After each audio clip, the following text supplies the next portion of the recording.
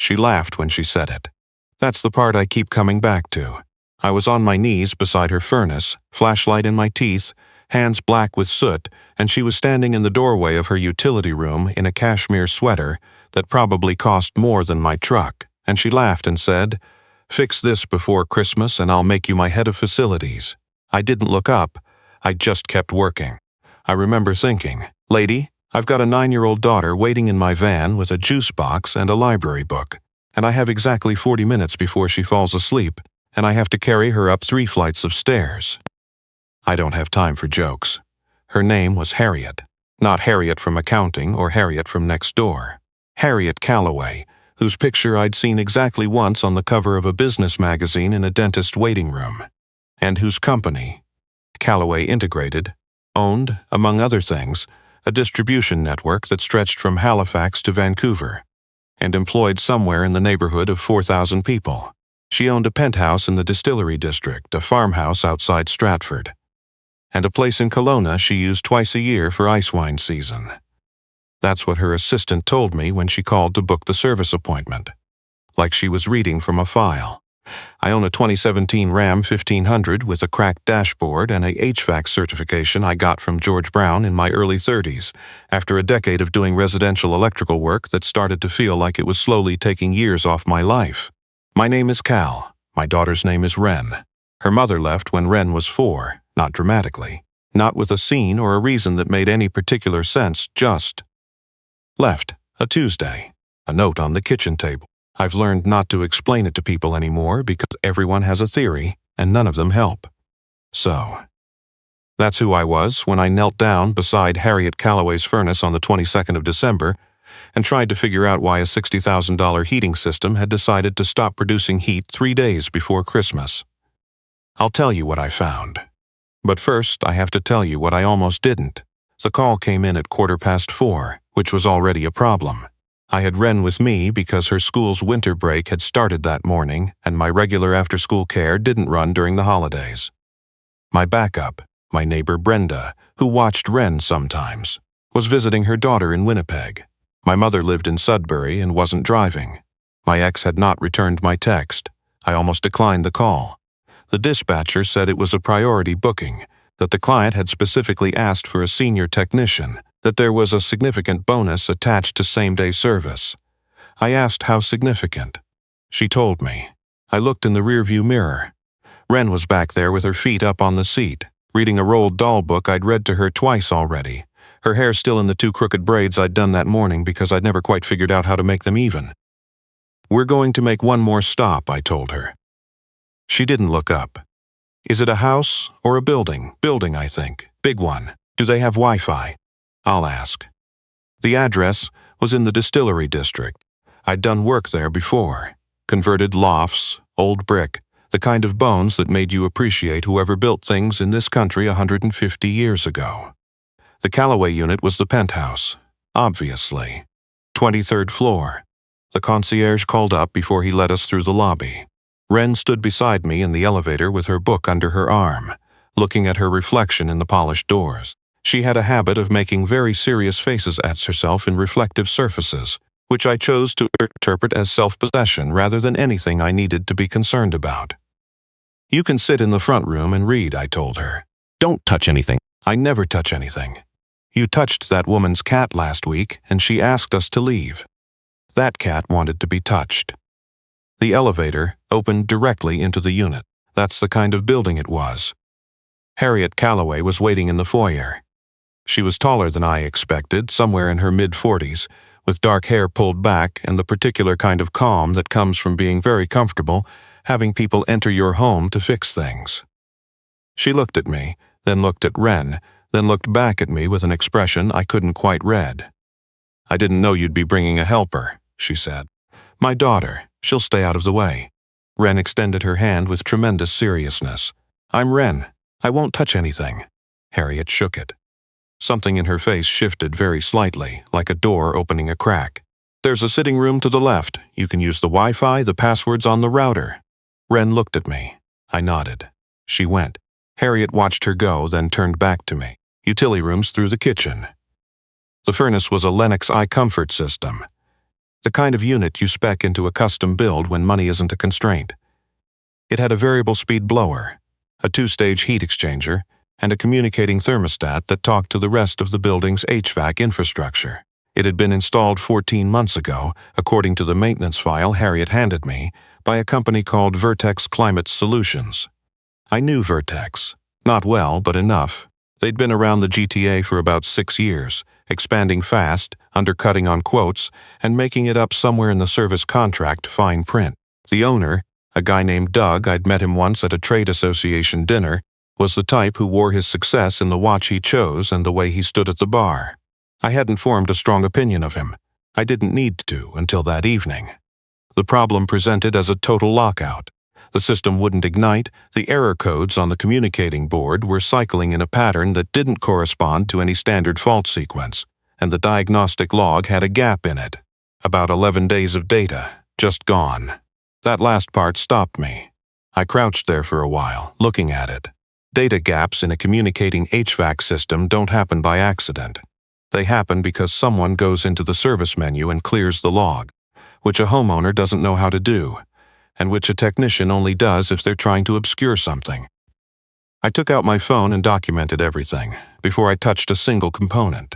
Timestamps, serial numbers, photos of the wiring harness, photos of the circuit board, the error code sequence on the display. My old foreman, a man named Harold Finch, who'd trained me when I was 22 and working residential electrical in Scarborough, used to say, "A technician's first job is to understand what he's walking into before he changes it." Harold said a lot of things I only understood properly years later. Then I found the heat exchanger. Or rather, I found what had been done to it. The secondary heat exchanger on a Lennox iComfort has a pressure switch that monitors combustion airflow. If the pressure drops below a threshold, the system locks out, won't ignite, won't run, won't do anything. It's a safety feature. It prevents carbon monoxide from backing up into the living space. Someone had bypassed it. Not crudely, not the kind of bypass a homeowner does with a piece of tape out of desperation. This was done with a small jumper wire, neatly installed, soldered properly, covered with heat shrink tubing. Someone who knew what they were doing had deliberately disabled a carbon monoxide safety lockout in a unit on the 23rd floor of a residential building.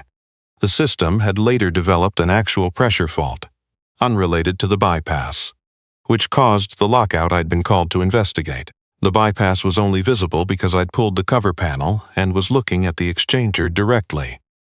If the pressure fault hadn't occurred, I would never have opened that panel. If the pressure fault hadn't occurred, the bypass would have kept running. The safety wouldn't have tripped. And in a unit this size, with this level of air tightness, a compromised exchanger doesn't just cause discomfort. I stayed where I was for a long time. I could hear Wren in the sitting room, the occasional turn of a page. I could hear the building itself, that low hum that large residential towers make when you pay attention to them. I straightened up and walked back through the kitchen. Harriet was at the island with a laptop and a glass of red wine, and she looked up with the patient expression of someone who was used to waiting for information on her own timeline. I said, "I need to show you something." She followed me back to the utility room. I showed her the jumper wire. I explained, in plain language, what it was and what it did and what it meant. I showed her the photos I'd taken. I watched her face while I talked. She didn't react the way people usually react when you tell them something serious about their home. The quick anxiety, the flood of questions. She went very still instead, completely still. Her eyes moved to the component I was pointing at and stayed there. "When was this done?" she said finally. "The soldering's consistent with the installation date. I think it was done during the original install by Vertex. That would be the installation company. Yes." She was quiet for a moment. I had a dispute with Doug Mercer. I didn't say anything. Vertex installed this unit as part of a larger project, renovations on the whole floor. There were disagreements about the contract. I withheld a portion of the final payment pending resolution of some deficiencies.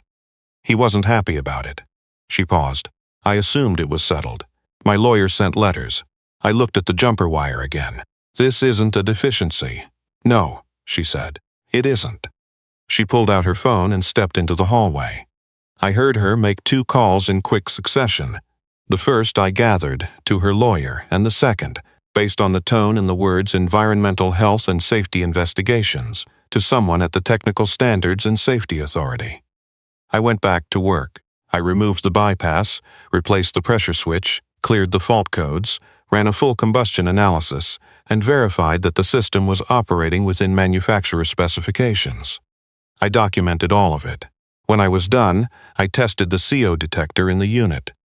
It was functional. It had never been triggered because the system hadn't been running long enough in bypass mode for levels to accumulate. We had gotten lucky, or rather, Harriet Calloway had gotten lucky in the particular way that people sometimes get lucky, through a chain of small accidents that align in the right direction at the right moment. I packed my tools. I washed my hands at the utility sink. I walked back through the kitchen. Wren was asleep on the sitting room couch, her book face down on her chest, her socks sticking off the end of the cushion at an angle that looked deeply uncomfortable but apparently wasn't. She'd taken one of the throw pillows and arranged it under her head with the pragmatic efficiency she applied to most things. Harriet was standing in the kitchen, still on her phone. She saw me, held up one finger, finished the call. "Done?" she said. "Done. I'll email the service report tonight. You'll want to forward it to your lawyer." She nodded. Then she looked at Wren again through the doorway. "She's out. She does that. She can sleep anywhere. She slept through a fire alarm once. How old is she?" 9. Harriet didn't say anything for a moment. She shook my hand. She does that too. I didn't teach her. She just started doing it around age 6, and I didn't want to discourage it. Something that might have been a smile moved across Harriet's face and then was gone. She called me ma'am. She calls everyone ma'am, or sir. I have no idea where she got it. I sent the invoice to the address on file, and I carried Wren down to the truck in the elevator, which she slept through entirely. And I drove home through the December dark of the city, the streets wet and strung with lights, and I didn't say anything to anyone about what I'd found, because it wasn't my call to say anything, and the calls had already been made by the person who needed to make them. I thought about Harold Finch on the drive home. Harold had retired 5 years ago, moved to the Okanagan with his wife. He'd taught me everything I knew about reading a system, before you touched it, about documentation, about the difference between a repair and a patch. He'd also had, at one point, a company, a small HVAC and electrical outfit that he'd built over 20 years in Scarborough, mostly residential, loyal clients, good reputation, the kind of company where the same families called back generation to generation. Vertex had underbid Harold's company on 3 consecutive commercial contracts in 2019. Harold couldn't sustain the margin loss. He'd wound the business down by early 2020, told me it was the right time anyway, that he was tired. I believed him partly and didn't believe him partly. Harold Finch's name was on the original HVAC design specs for the Calloway penthouse renovation. I'd seen it in the permit documentation that Harriet had given me as part of the maintenance file. Vertex had been brought in to execute Harold's design, which was a common enough arrangement. Someone had taken Harold's design, won the contract on price, and then compromised the installation. I thought about that the whole drive home. Christmas came and went. Wren got a telescope and a watercolor set and a pair of boots with a zipper on the side that she'd wanted since September. We spent Christmas Eve at my mother's, driving up to Sudbury on the 23rd, which is a 4-hour drive in good conditions, and was, that year, nearly 6, because there was weather coming down from the shield, and I stopped twice to let it pass. My mother made tourtière and butter tarts, and Wren helped with the tarts and got more butter than pastry in some of them, which my mother said was the sign of a natural baker. I didn't think about the penthouse or Doug Mercer or the jumper wire or any of it. I thought about it only once, driving back south on the 27th, when Wren asked me from the back seat what I was going to do for the new year. "Work," I said. "Probably. You always say that. It's usually true." She was quiet for a while. "Do you wish things were different?" I looked at her in the rearview mirror. She was looking out the window at the gray corridor of trees along the highway, the sky low and the snow dirty at the edges of the road. "Different how?" I said. "Just different." She shrugged. "Like more."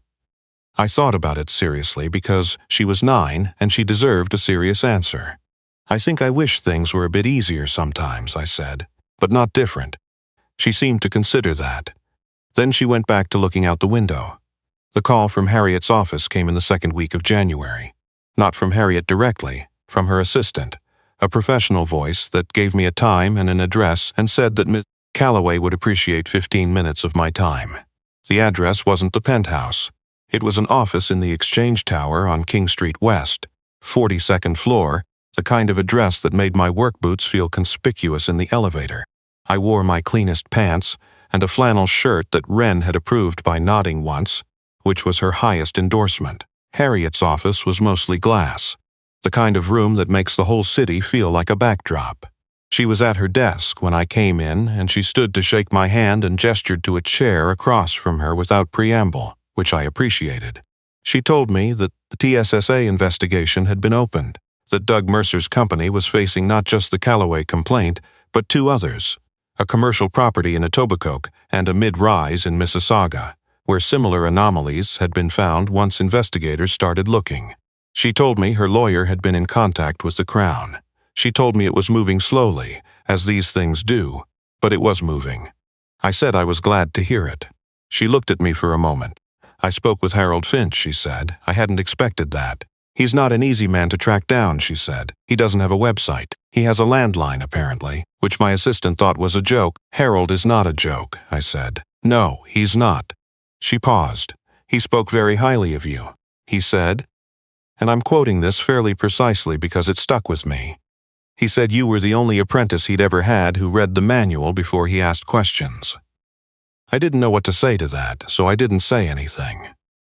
The reason I wanted to speak with you, Harriet said, is that I'm in the process of rebuilding the facilities management structure for our office portfolio. We have 11 commercial properties across the GTA and 2 in Ottawa. The current contractor has been adequate, but adequate is not what I want. She slid a folder across the desk. I didn't open it. I'm not looking for a facilities manager, she said. I'm looking for a facilities partner. Someone who is accountable in the way that accountability actually means something. Not a title, a relationship. I looked at the folder. Then I looked at her. I have a van, I said, and a 9-year-old in a 1-bedroom apartment on Gerrard Street. I know, she said. I had my assistant check your business registration. Sole proprietor, 6 years, consistent client base, no complaints with the TSSA or ESA. One vehicle, I confirmed. The proposal in that folder is a service contract with a scope that would require you to expand, potentially significantly. I'm not asking you to do that overnight. I'm asking if it's something you'd consider. I thought about Harold Finch at a trade dinner, talking about margins. I thought about Wren asking if things would be different. I'd have to take it to a lawyer, I said. That would be the correct response, Harriet said, and something in her tone suggested she found this genuinely satisfying. And I have conditions, I said. I'd be surprised if you didn't. Harold Finch gets brought in as a consultant on any mechanical design work that comes out of this. His name goes on the specs. She looked at me steadily. Is that a deal breaker? Yes. She was quiet for a moment. Then she nodded once. Agreed. I picked up the folder. I didn't tell Wren right away. I'm not sure why. Maybe because the thing felt too large and too uncertain to translate into 9-year-old terms. Or maybe because I needed a few days to sit with it myself, to hold it up to the light from different angles and make sure it was what it appeared to be. I called Harold on a Sunday afternoon while Wren was at a birthday party in the rec room of a community center on Jones Avenue. I stood outside in the January cold, watching the parking lot, and Harold picked up on the third ring, which was remarkable because Harold did not believe in the first two. He already knew. Harriet had apparently told him I would call, which meant she'd been more certain of my answer than I'd been. He was quiet for a moment after I finished talking. Then he said, "You documented everything before you touched it. You told me to. A lot of people I told that to didn't listen." I know. Another pause. The cold was doing something serious to my ears. "I'll do it," he said. Not because of the contract, because it's the right thing to put my name back on. I understood exactly what he meant. The paperwork took 6 weeks. My lawyer, a woman I'd used once before for a liability dispute, who operated out of a small office on Danforth and was exactly as direct as I needed her to be, reviewed the contract and came back with 7 amendments, 4 of which Harriet accepted immediately, and 3 of which took another week to negotiate. The final structure was a 3-year service agreement with a mutual exit clause, a defined expansion timeline, and a consulting arrangement for Harold that he'd agreed to on his own terms. On the day I signed, I drove to pick up Ren from school. It was a Thursday in late February, and the light was already doing that thing it does in late winter in Toronto. Angling differently, staying a few minutes longer each day, which after months of early dark feels like a genuine gift from the world. She came down the steps with her backpack on and her toque pushed back on her head the way she always wore it, which drove her teacher slightly mad but which I had never addressed because it seemed like a reasonable individual choice. "Good day?" I said. "Medium," she said. Declan said my painting looked like mashed potatoes. What was it supposed to look like? A horse. I considered this. Was Declan right? She thought about it with more honesty than most adults would have applied. "A little," she said. We walked to the truck. I opened her door. "I signed some papers today," I said. "For work? Things might be a bit different in the next little while. I might need to hire some people. The schedule will probably change." She climbed up into the seat. "Good different or different different?" "Good, I think. Mostly good." She looked at me with the same evaluating expression she'd been giving me since she was about 5, the one that meant she was deciding whether to take my word for it. "Okay," she said. I closed the door and went around to my side. When I got in, she'd already opened her book. Then she stopped and looked up and said, "Did you eat lunch today?" I had not eaten lunch. "I'll get something later," I said. She gave me a look that contained within it every look I had ever given her when she claimed she wasn't hungry at a meal. Then she reached into her backpack and produced, with the matter-of-fact efficiency of someone who had seen this coming, half a peanut butter granola bar wrapped in a napkin. She held it out without ceremony. I took it. I started the truck. The city was doing its late winter, late afternoon thing around us, the light going gold at the edges, the streets full of people heading somewhere, and Ren had her book open and her toque crooked on her head, and I thought, this is not how I imagined my life would go. And then I thought, I would not trade a single complicated, underbid, cold van, crooked braid, granola bar minute of it. I put the truck in drive. We went home.